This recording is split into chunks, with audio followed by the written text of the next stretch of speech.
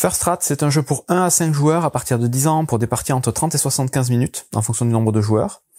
Chaque joueur va être à la tête d'une famille de rats. Et les rats ont découvert que l'homme avait mis le pied sur la Lune, et pour eux, la Lune, c'est une planète en fromage, donc la fameuse légende. Donc, ils veulent absolument y aller, et ils veulent absolument, du coup, construire une fusée. Donc, ça va se passer dans un dépotoir, où ils vont trouver différents objets pour essayer de construire cette fameuse fusée, et essayer d'aller à leur tour sur la Lune, pour manger ce gros morceau de fromage. Donc ça, c'est pour le thème, c'est rigolo. Au niveau de la mise en place, chaque joueur va prendre des rats à sa couleur, donc il y a 4 rats au maximum par joueur. On en mettra 2 sur l'emplacement de départ qui est la sortie du terrier ici, et on en mettra 2 autres dans la nursery ici, donc ce sont des rats qui sont pas disponibles en début de partie qu'il faudra débloquer. On va ensuite avoir un petit marqueur de galerie là pour le terrier qui va permettre de se déplacer dans le terrier dans les 3 différents endroits. On va avoir chacun un petit marqueur d'ampoule qu'on va placer à cet endroit-là, qui va nous permettre d'avancer sur la piste des ampoules ici. Chaque joueur va aussi avoir des cubes à sa couleur qui vont servir à marquer des points. Donc il y a différentes pistes de scoring. En début de partie, donc on va utiliser 8 marqueurs de scoring et on en mettra 2 de côté, qui serviront uniquement au moment où on déclenche la fin de partie.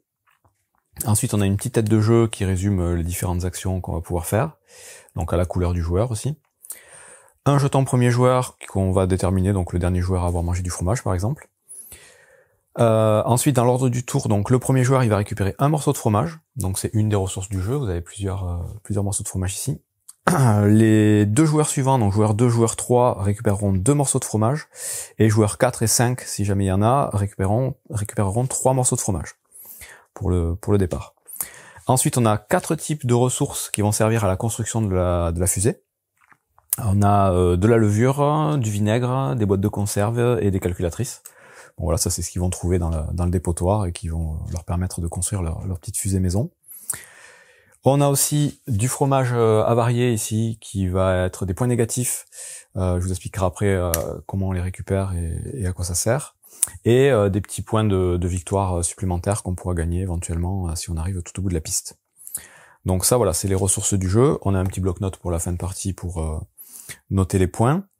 Et enfin, sur le plateau principal, on va devoir mettre en place différents objets qui vont être à disposition chez différents vendeurs qui vont nous aider pendant la partie à construire cette fusée.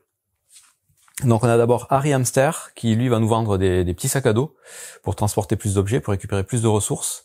Donc là, des sacs à dos comme ça dans la boîte, il y en a 10. Et en fonction du nombre de joueurs, vous allez les mélanger et en mettre un certain nombre. Donc là, c'est une partie à 3 joueurs. Donc à 3 joueurs, on en met 6. Si on joue à 2, on en met 5. Si on joue à 4, on en met 7. Et si on joue à 5, on en met 9. Donc voilà, ça c'est à disposition. De la même façon, on a Zippy the Frog ici, qui lui nous vend des boissons énergétiques. Donc là, les boissons énergétiques, c'est toutes les mêmes. Et pareil, on va en mettre un certain nombre en fonction du nombre de joueurs. On en met 3 à 2 joueurs, 4 à 3 joueurs, 5 à 4 joueurs et 6 à 5 joueurs. Donc une de plus que le nombre de joueurs. Et donc c'est toutes les mêmes, comme je vous disais. Et enfin, on a Madcap the Crow, donc le corbeau. Lui, c'est des capsules de canettes. Ça va être des points de victoire conditionnels de fin de partie qu'on pourra essayer de récupérer. Et là, encore une fois, on va mélanger donc les 10 qu'il y a dans la boîte. Et là, on en mettra 6 systématiquement, quel que soit le nombre de joueurs. Donc aléatoirement, on mélange, on en met 6 disponibles. Dernière chose à mettre en place, c'est la zone dans le terrier de la bibliothèque, dans laquelle on va avoir des comic books, donc des bandes dessinées. Et ces bandes dessinées, en début de partie, pour la première partie, on vous conseille de pas utiliser celle où il y a un super rat dessus. Donc c'est des petits personnages qu'il y a en haut à droite de chaque tuile. Donc il y a 4 tuiles comme ça. Donc ces tuiles-là, on les met de côté, on verra pour les prochaines parties. Et donc on met les 6 autres disponibles face visible. Et ça, c'est des petits pouvoirs qu'on pourra gagner qui seront utiles pour tout le reste de la partie quand on les a récupérés. J'expliquerai après du coup à quoi servent les 4 autres. Dernière chose, en fonction du nombre de joueurs, on a différentes pistes de scoring que vous voyez un peu partout. Si on joue à moins de 5 joueurs, on va devoir mettre des petits cubes gris, donc qui sont prévus pour bloquer des emplacements. Donc si on joue à 3 ou 4 joueurs, on va devoir bloquer tous les emplacements de 1 à 4. Si on joue à 1 ou 2 joueurs, on va en plus bloquer les emplacements 1 à 2. Donc ça va être le cas sur chacune des pistes, et ce sera le cas aussi, il y a un petit rat gris aussi, deux même, pour la piste qui est tout en haut là, c'est la piste donc pour rentrer dans la fusée à la fin du parcours. Une fois qu'on a fait tout ça, on est prêt à commencer la partie. Donc je vais expliquer les règles uniquement pour 2 à 5 joueurs, j'expliquerai pas le mode solo, comme assez souvent. Donc la partie, elle va durer un certain nombre de tours, jusqu'à ce qu'il y ait une des 2 conditions de fin de partie qui soit réalisée.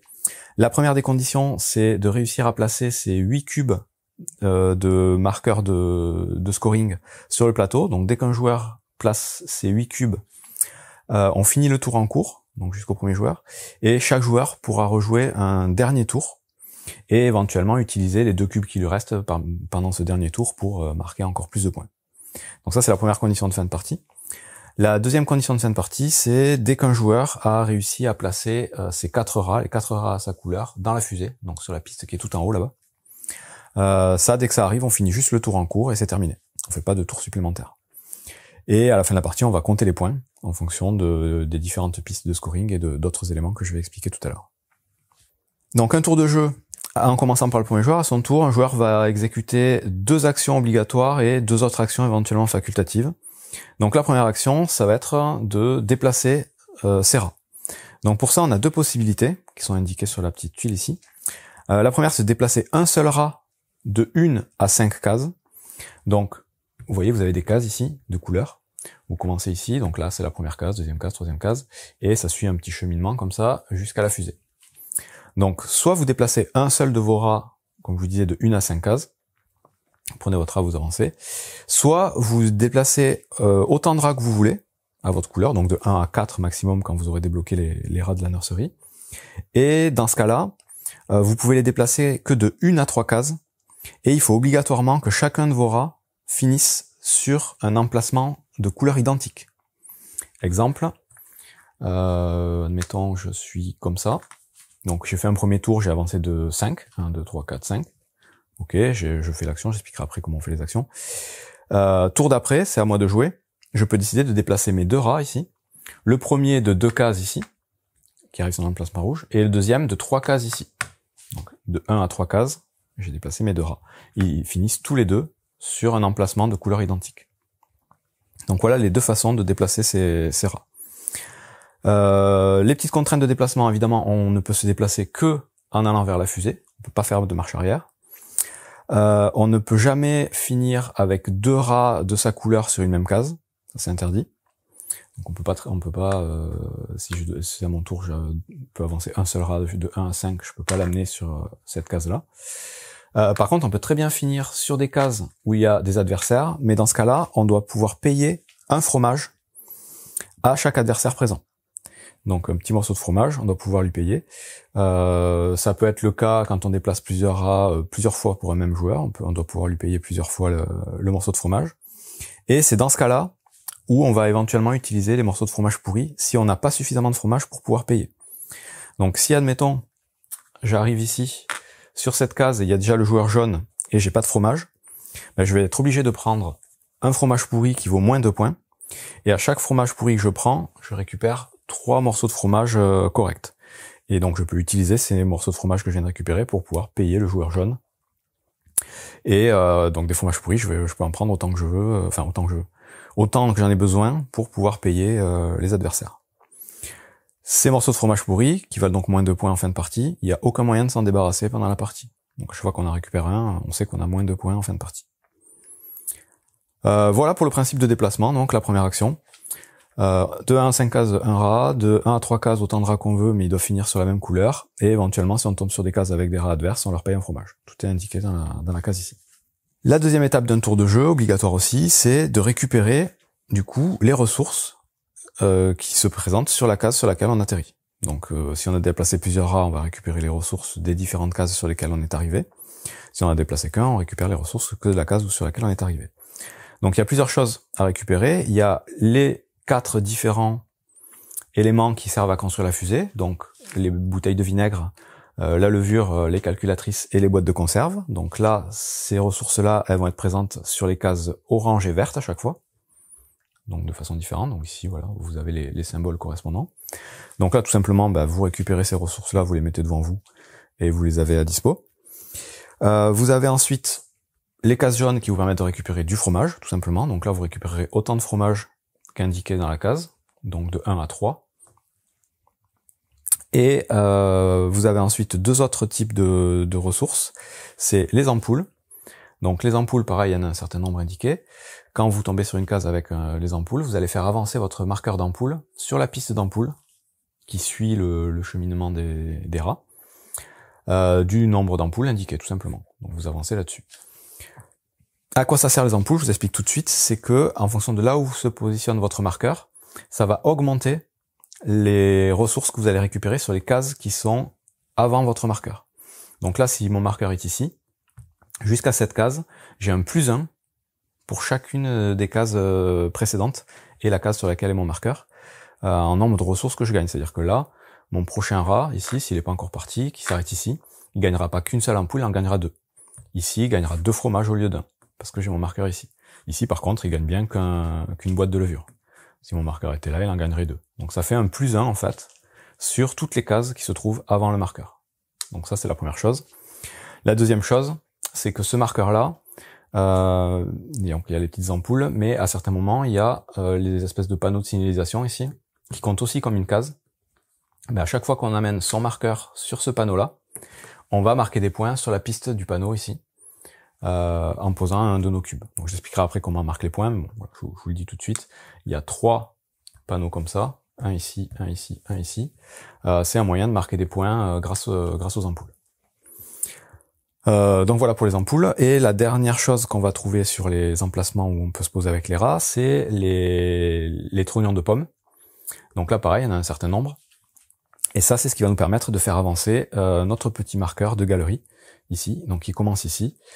Ce marqueur-là, il va avancer d'autant de cases que de trognons, et toujours dans le sens aiguille d'une montre, en suivant les flèches. Donc là, on commence ici, c'est le point de départ. Vous avez une flèche qui vous dit que vous devez aller par là. Ici, vous pouvez pas descendre, vous êtes obligé de continuer ici, et vous faites un cheminement comme ça. Par contre, quand vous arrivez à une intersection avec deux flèches, vous devez choisir de quel côté vous allez. Si vous remontez ici, vous allez pouvoir avoir accès à la bibliothèque et récupérer un élément ici. Si vous continuez tout droit, c'est pour aller vers la nurserie éventuellement, ou la zone des trognons de pommes ici. Donc vous allez avancer avec ce marqueur-là, et si admettons vous êtes ici, vous marquez 4 trognons de pommes, vous allez très bien pouvoir faire 1, 2, 3, 4, c'est-à-dire avoir dépassé la zone de la librairie. Mais c'est pas parce que vous arrêtez pas dessus que vous gagnez pas la récompense. C'est en passant devant, on ramasse la récompense. Et de la même façon pour les autres éléments.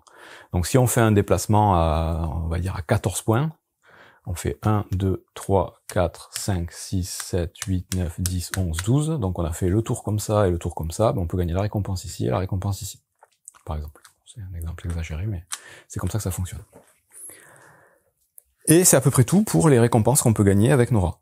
Donc les différentes ressources ici, le fromage, les ampoules pour avancer sur la piste d'ampoule, et les trognons de pommes pour avancer dans sa galerie. Ça, c'est la deuxième étape obligatoire. Ensuite, à son tour, si jamais on s'arrête en face d'un stand d'un des 3 animaux qui va nous aider là, on aura la possibilité de leur acheter ou de leur voler les éléments qu'ils ont à disposition. Donc, le hamster ici, si on paye 6 fromages, on peut choisir un des 6 sacs à dos disponibles, le prendre et le garder devant soi, et ça nous donnera un petit bonus pour le reste de la partie. Même principe avec les petites canettes ici, en payant 7 fromages pour acheter une canette, et même principe avec les petites capsules là-bas, en payant 12 fromages. Si on fait ça, on paye le fromage, on le rend à la banque, on récupère les choses, et on bouge pas de souci. On a aussi la possibilité de voler les objets. Si on les vole, on paye pas le fromage, on récupère quand même l'objet, celui qu'on veut. Par contre, notre rat doit repartir au point de départ. Donc c'est les deux possibilités qu'on a. À partir du moment où on se trouve sur un stand des trois animaux, on peut soit acheter en payant le fromage et on reste à sa place, soit voler, on prend aussi l'élément, mais on retourne au point de départ. Voyons maintenant rapidement à quoi servent ces différents objets que vous allez pouvoir acheter ou voler. Donc les sacs à dos, c'est tout simplement un moyen de récupérer plus de ressources en fonction de la couleur du sac à dos. Donc là, par exemple, si vous prenez ce sac à dos-là, le sac à dos vert, à chaque fois que vous récolterez des ressources sur un emplacement vert, vous récolterez une ressource supplémentaire du type de votre choix, alors, correspondant à un des trucs que vous récupérez. Par exemple, vous déplacez vos 2 rats, vous arrivez avec vos 2 rats sur ces 2 emplacements. Normalement, vous pouvez gagner une bouteille de vinaigre et de la levure. Si vous avez ce sac à dos-là, vous pouvez gagner une bouteille de vinaigre et de la levure, plus soit une bouteille de vinaigre, soit une levure supplémentaire. Donc ça marche pour la totalité de l'action, ça marche pas par emplacement. Donc là, c'est +1 voilà, sur les verts. Sur les rouges, exactement le même principe. Quand vous récoltez des ressources sur des emplacements rouges, ben vous pourrez en récupérer une supplémentaire du type que vous êtes en train de récolter. Et vous avez le même principe pour les ampoules, pour les trognons de pommes et pour les fromages. Donc vous en gagnez là, par contre, c'est +2 au lieu d'être +1. Ces sacs à dos, vous ne pourrez en avoir que un de chaque couleur. Vous ne pourrez pas prendre les 2 verts, par exemple, ça s'additionne pas. C'est au maximum un sac à dos pour chacune des couleurs. Donc c'est à ça que ça sert. Ensuite, on a les petites canettes de boissons énergisantes. Donc ça, pareil, quand on en a une, là, le truc, c'est que c'est un one-shot. À un moment donné, quand on va récupérer des ressources, on va compter toutes les ressources qu'on doit récupérer. Donc, que ce soit du fromage, des ressources pour construire la fusée, enfin, ce qu'on veut, on fait l'addition de tout ça, en prenant en compte les bonus éventuels des sacs à dos, en prenant en compte les bonus de l'ampoule. On calcule tout ce qu'on doit gagner, et si on utilise donc une des canettes, ben, on multiplie tout simplement tout ce qu'on doit gagner par 2. Et la canette, une fois qu'elle est utilisée, on la retourne, mais on la conserve parce qu'éventuellement, il y a des petites capsules de bière là qui permettent de gagner des points avec les canettes qu'on a utilisées. Et donc les capsules, pardon, comme je vous disais, c'est des points de victoire conditionnels. Donc là, tout simplement, celle-ci, elle va vous permettre de marquer 4 points par marqueur que vous aurez sur la piste des panneaux lumineux. Ici, ce sera 4 points par marqueur que vous aurez sur la piste du cockpit de la fusée.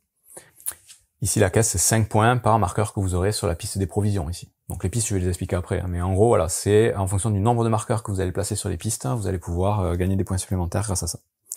Après, il y en a d'autres dans la boîte, je vous disais, il y a une aide de jeu qui explique chacun des effets.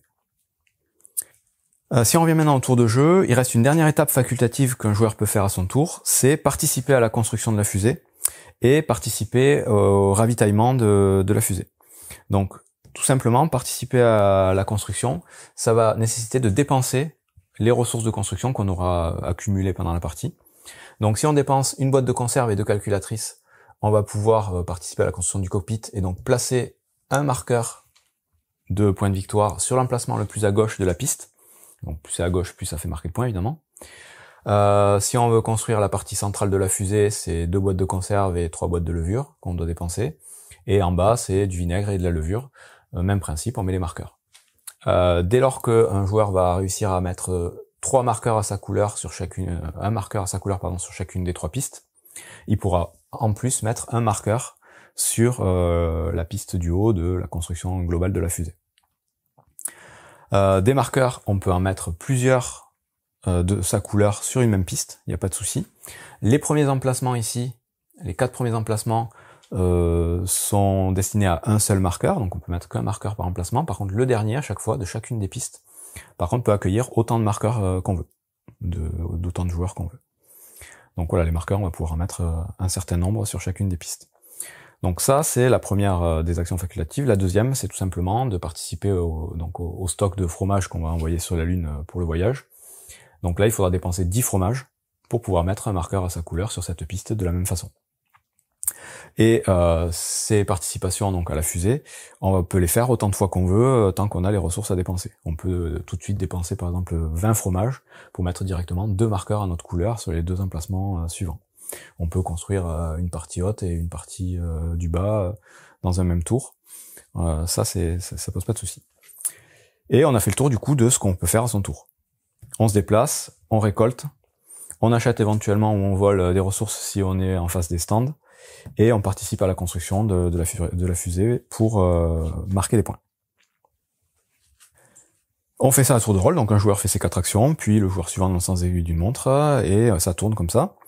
Il me reste à expliquer ce qui se passe au niveau du terrier. Donc tout simplement, quand on va passer en face de l'entrée de chacune des salles, on va déclencher donc le bonus de la salle. La librairie, elle va vous permettre de récupérer une petite tuile que vous allez garder et qui va vous donner des petits bonus. Donc là, elles sont toutes un peu différentes. Je vais les expliquer rapidement. Donc il y a un premier type de tuile qui permet d'utiliser les raccourcis, et j'en ai pas parlé. Quand on va se déplacer avec les souris, il y a certaines zones où il y a des petits tuyaux comme ça, et c'est des raccourcis qu'on va pouvoir emprunter. Donc au lieu de suivre le cheminement comme ça, on peut très bien prendre les raccourcis. Pour prendre les raccourcis, normalement, il faut pouvoir dépenser la ressource qui est indiquée au-dessus du tuyau qui sert de raccourci. Okay. Bon, mais il y a des tuiles ici qui nous permettent d'éviter de payer ce coût. Donc là, si on prend cette tuile-là, on va avoir la possibilité de traverser les tuyaux verts sans payer les ressources. Donc c'est ces deux tuyaux. Autre exemple de petits bonus des magazines, celle-ci vous permettre de faire arrêter vos rats sur des couleurs différentes. Normalement, quand vous déplacez plusieurs rats, vous arrêtez sur une même couleur. Bon, mais là, vous pourrez vous arrêter sur du orange ou du vert, indépendamment de la couleur. Celle-là, juste à côté, pareil, quand vous déplacez plusieurs rats, vous avez droit à un déplacement supplémentaire. C'est-à-dire qu'au lieu de vous déplacer de 1 à 3 cases, vous vous déplacerez de 1 à 4. Donc c'est valable uniquement quand vous déplacez plusieurs rats. Si vous en déplacez qu'un, ça marche pas. Voilà, bon, il y en a d'autres, vous les verrez, elles sont assez simples à comprendre. J'expliquerai à la fin les super rats, les magazines qu'on a mis de côté. Ensuite, quand vous passez devant la nurserie, bah, tout simplement, vous libérez un de vos rats qui vient donc dans l'entrée et que vous allez pouvoir aussi déplacer en même temps que les autres.